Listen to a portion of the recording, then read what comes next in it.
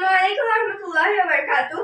میرا نام حسینہ ہے اور میں آج آپ کے سامنے سیرت النبی کے عنوان پر کچھ باتیں بتانا چاہتی ہوں۔ سیرت النبی انتہائی پاکیزہ موضوع ہے۔ میرے یہ موضوع کا مقصد مسلمانوں کو معلومات کرانا ہے ہمارا دین کن مرحلوں سے گزرا اور آپ پر اور آپ کے صحابہ پر کیا مصائب اور مشکلات پیش آئی، یہ جاننا ضروری ہے۔ پیارے نبی حضرت اسماعیل علیہ السلام کی نسل سے تھے۔ آپ کے والد عبداللہ بن عبد المطلب اور والدہ آمنہ بنت وہاب تھی۔ آپ کا تعلق قریش کے خاندان سے تھا۔ آپ کی پیدائش مکہ میں ہوئی۔ یہ وہی سال تھا جس میں ابرہ نے مکہ پر حملہ کیا اپنے ہاتھیوں کی فوج کے ساتھ، جس کا ذکر قرآن میں سورہ فیل کے اندر موجود ہے۔ آپ کی پیدائش کی خبر سن کر آپ کے دادا عبد المطلب بہت خوش ہوئے اور خانہ کعبہ میں آپ کو لے جا کر اللہ کا شکر ادا کیا اور آپ کا نام محمد رکھا۔ آپ کی والدہ کے بعد آپ کو سب سے پہلے دودھ پلانے والی صوبیہ تھی۔ بعد میں آپ کو سعدیہ حلیمہ نے دودھ پلایا، جس کے بعد حلیمہ کے گھر میں برکتوں کی بارش شروع ہو گئی۔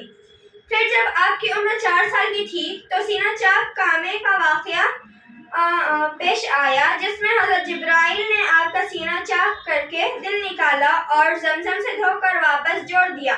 پھر جب آپ کی عمر 12 سال کی تھی تب عبد المطلب کے ساتھ تجارت کے لیے ملک شام گئے۔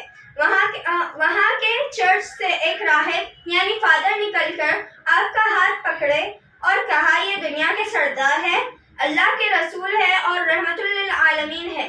تو لوگوں کو حیرت ہوئی اور راہب سے سوال کیا کہ یہ آپ کو کیسے معلوم ہے؟ تو راہب نے جواب دیا کہ جب تم لوگ گھاٹی سے ادھر ظاہر ہوئے تو کوئی پتھر یا درخت ایسا نہیں جو آپ کو سجدہ نہ کیا ہو۔ نبوت سے پہلے ہی آپ کی سچائی، پرہیزگاری کو دیکھ کر آپ کو سب لوگ امین کہتے تھے۔ اسی امانت داری کی وجہ سے آپ کو حضرت خدیجہ نے آپ کے مال کی تجارت کے لیے ملک شام روانہ کیا، جس میں آپ نے پوری امانت داری کے ساتھ تجارت کر کے خوب منافع خدیجہ کے حوالے کیا، جس سے آپ بہت خوش ہوئی اور آپ سے نکاح کی پیشکش کی۔ آپ نے رشتہ قبول کیا اور پھر آپ دونوں کا رشتہ طے ہوا۔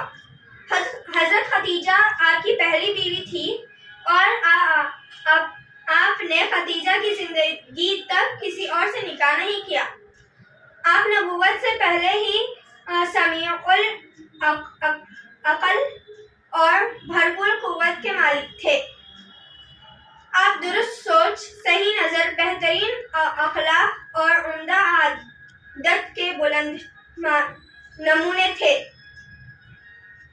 آپ بڑی صلہ رحمی کرتے، لوگوں کا بوجھ اپنے سر لے لیتے، کنگل کی ایسی مدد فرماتے کہ وہ مالدار ہو جاتا، محنت کی اچھی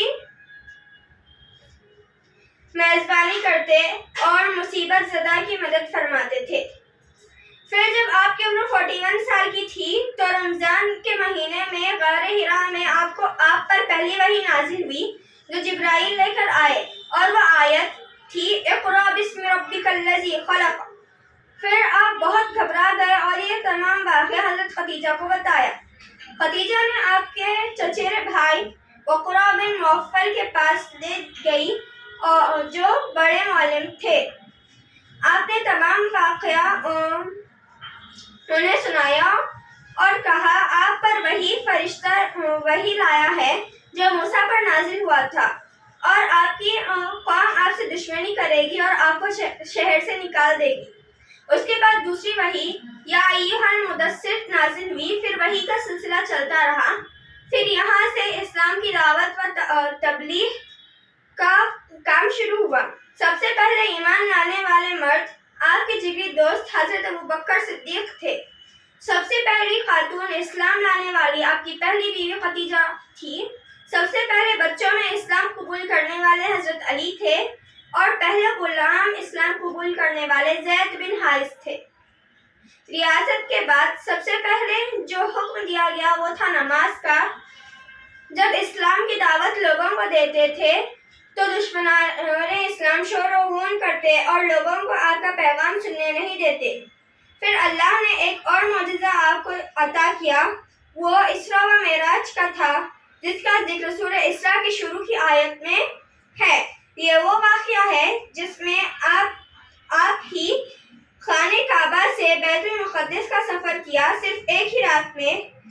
پھر آپ بیت المقدس میں 2 رکعت نماز ادا کی اور تمام انبیاء کے امامت کی۔ پھر وہاں سے آپ کو حضرت جبرائیل نے آسمانی دنیا تک لے جایا۔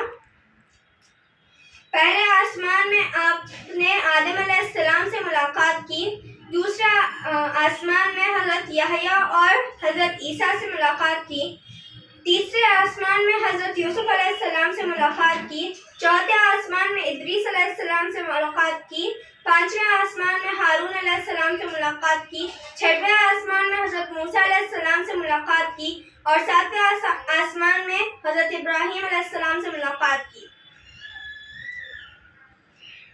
پھر آپ کو سدرۃ المنتہا تک لے جایا گیا، وہاں آپ کو 50 نمازوں کا ایک دن میں ادا کرنے کا تحفہ دیا گیا، لیکن حضرت موسیٰ علیہ السلام نے کہنے پر آپ بار بار اللہ کے پاس تشریف لے جاتے اور نمازوں کو کم کرواتے۔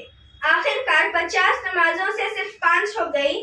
پھر بھی حضرت موسیٰ نے نمازوں کم کروانے کی سفارش کی، لیکن آپ صلی اللہ علیہ وسلم نے یہ کہہ کر انکار کر دیا، اب مجھے شرمندگی ہو رہی ہے، اب میں مزید اس میں کوئی کمی نہیں کروا سکتا۔